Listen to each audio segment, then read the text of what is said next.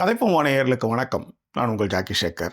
இந்த எபிசோடில் நம்ம பார்க்க போகிறது ஒன்றிய கல்வி அமைச்சர் தர்மேந்திர பிரதான் நான் உங்களை நாகரிகமற்றவர்கள், தமிழர்கள் அனைவருமே நாகரிகமற்றவர்கள் அப்படின்னு சொன்ன கருத்தை வாபஸ் பெறுகிறேன். அது மட்டுமல்ல, 100 முறை கூட நான் மன்னிப்பு கேட்க தயார் என்று சர்வாக்கர் அந்த வழியில் அவரும் பேசியிருக்காரு. இது குறித்தான ஒரு பார்வை புரிதல்களை கொஞ்சம் விளக்கமாக பார்க்க போகிறோம். இதுவரை இந்த தளத்தை நீங்கள் சப்ஸ்கிரைப் பண்ணவில்லை என்றால் சப்ஸ்கிரைப் பண்ணுங்கள், லைக், கமெண்ட், ஷேர் பண்ணுங்கள். ஸோ ஒரு விரிவான பார்வையை இந்த எபிசோடில் பார்க்க போகிறோம். Stay tune with us.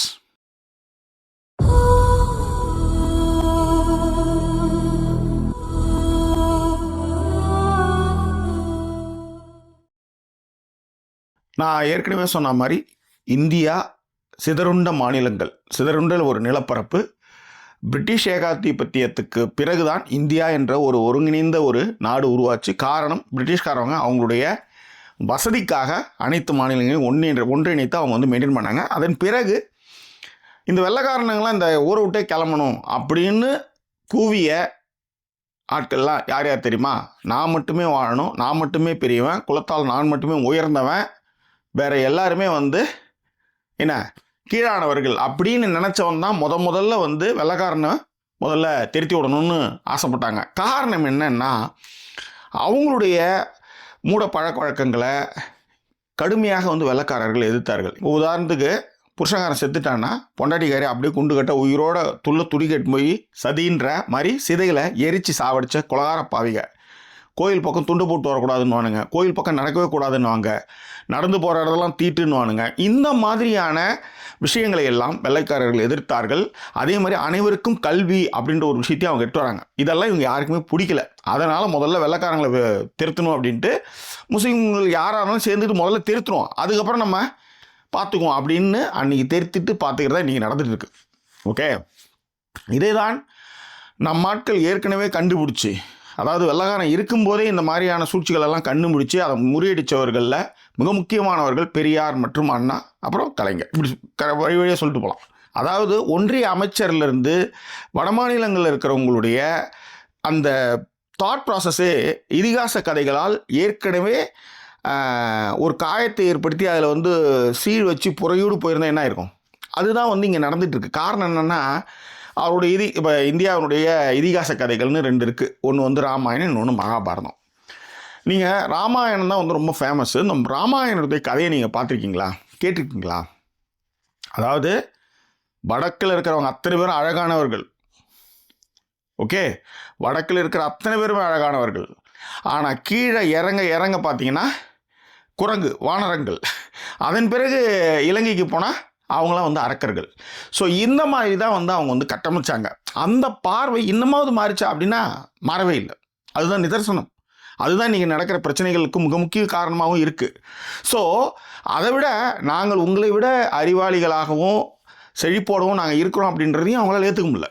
அது எப்படி அப்படின்னு, என் கால் கீழே நீ வரணும்னா நான் சொல்கிற விஷயத்தில் நீ கேட்கணும் அப்படின்றத இன்னமும் அவர்கள் ஜனநாயக நாடு அப்படின்றத உணராமல் பேசிகிட்டு இருக்காங்க. ரைட்? இன்றைக்கி நேற்று இவங்க இப்படி பார்க்கல. நேரு காலத்திலேருந்து நடக்கிற ஒரு விஷயம் தான். நேரு என்ன சொல்கிறாருன்னா, தமிழர்கள் நான்சென்ஸ் அப்படின்னு சொல்கிறார். அதற்கு மிகப்பெரிய எதிர்ப்புகளை இங்கேருந்து நம்ம தெரிவிக்கிறோம். பெரிய அதெல்லாம் எதிர்ப்புகள் தெரிவிக்கிறோம். அவர் ரொம்ப கொஞ்சம் பெரிய மனுஷன் அப்படின்றதெல்லாம் நம்ம அதை மன்னிக்கிறோம். திரும்பவும் அந்த தப்பு செய்கிறார். ஸோ நேரு அவர்கள் அவருடைய கருத்தில் மாறவே இல்லை அப்படின்றதுனால தமிழகம் வந்தபோது அவருக்கு கருப்பு கொடி நம்ம திமுக கழகத்தினால காட்டப்பட்டுச்சு.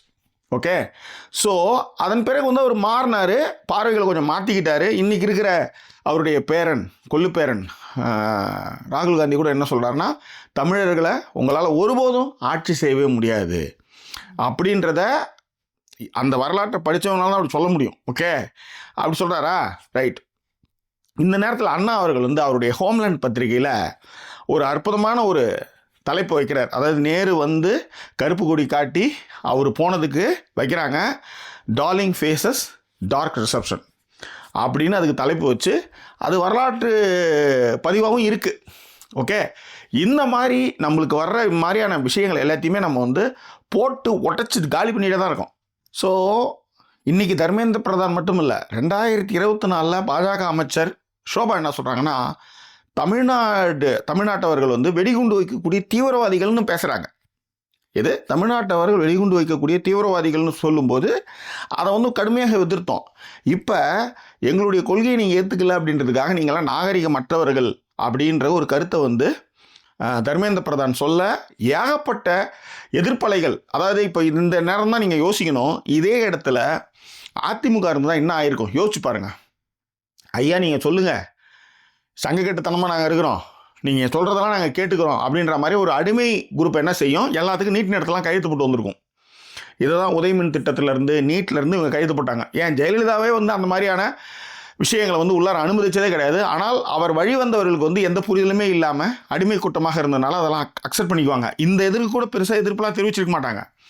ஆனால் இவ்வளோ எம்பிக்கெலாம் நம்ம வந்து தமிழகத்திலேருந்து அங்கே அனுப்பிச்சதுனால தான் நம்ம மீது வந்து ஒரு அவச்சொல்லை சொல்லும்போது அங்கேயே போட்டு உடச்சி இன்னைக்கு நான் பேசியது தவறு, என்ன அவை குறிப்பிலிருந்து நான் பேசியதை வந்து திரும்ப பெறேன், 100 வாட்டி கூட நான் மன்னிப்பு கேட்க தயார் அப்படின்னு சொல்கிறார்.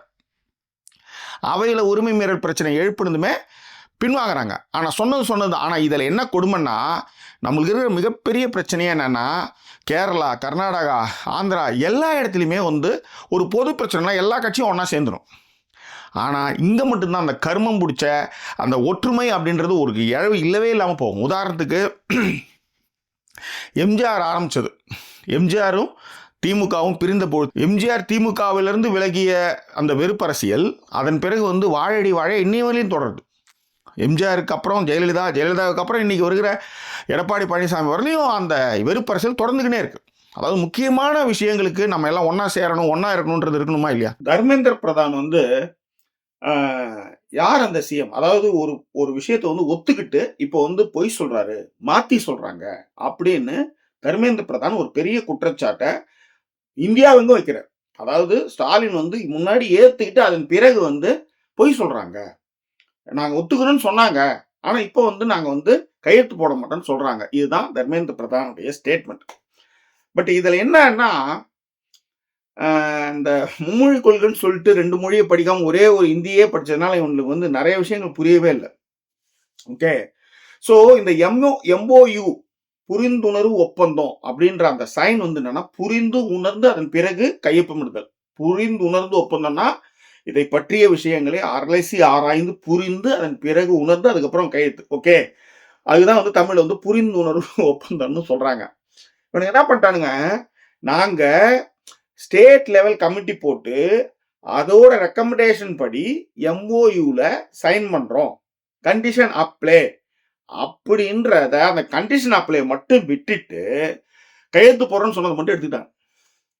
நாங்கள் ஸ்டேட் லெவல் கமிட்டி போட்டு அதில் இருக்கிற சாதக பாதகங்களை அலசி ஆராய்ந்து அதன் பின்பாகவே நீங்கள் வைக்கக்கூடிய கோரிக்கையை ஏற்றுக்கிறோமா இல்லையான்றதை நாங்கள் கையெழுத்து போடுவோம்னு சொன்னதை கையெழுத்து போடுவோம் ஒத்துக்கிட்டு இவங்க வந்து ஒத்துக்கல அப்படின்ற மாதிரி சொல்றது தான் இங்கே இருக்கிறது மிகப்பெரிய நகைமுரண்.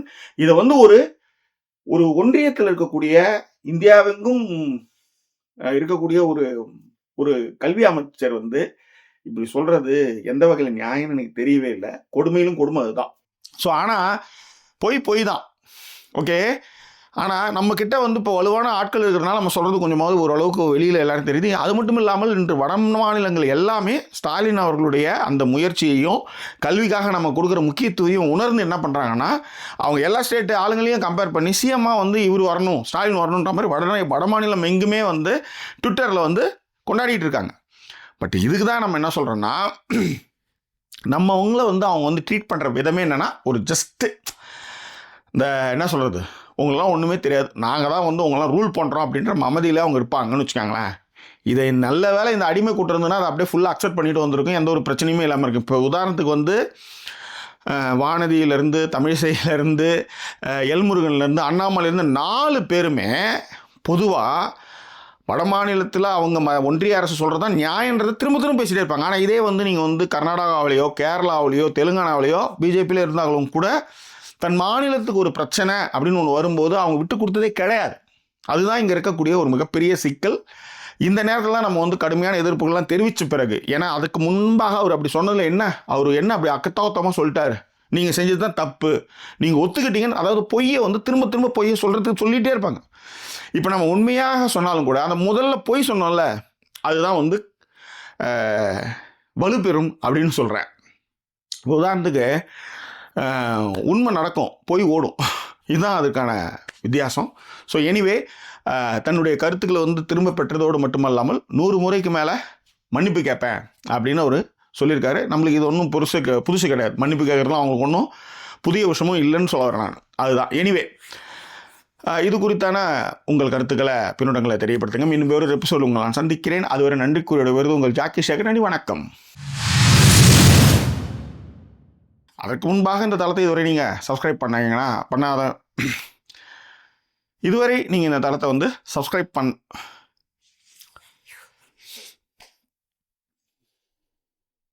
இந்த வெள்ளைக்காரனை போங்க அப்படின்னு சொன்னதுக்கு மிக முக்கிய காரணமே என்னன்னா, நாக்பூரில் அமைக்கப்பட்ட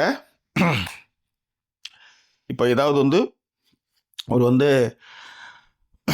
அதாவது அவங்களுடைய சித்தரிப்பே, அதாவது மத்தியில், அதாவது இதற்கு முன்பாக திமுகவிலிருந்து எம்ஜிஆர் பிரிந்த போது ஆரம்பித்த இந்த வெறுப்பு அரசியல், அதன் பிறகு இப்போ உதாரணத்துக்கு இப்போ இந்த கல்வியை வந்து திரும்ப பெறணும்னு சொல்கிறாங்கல்ல, சாரி மூவி தானே அது, ஆமாம், தப்பாக சொல்லக்கூடாதுல்ல.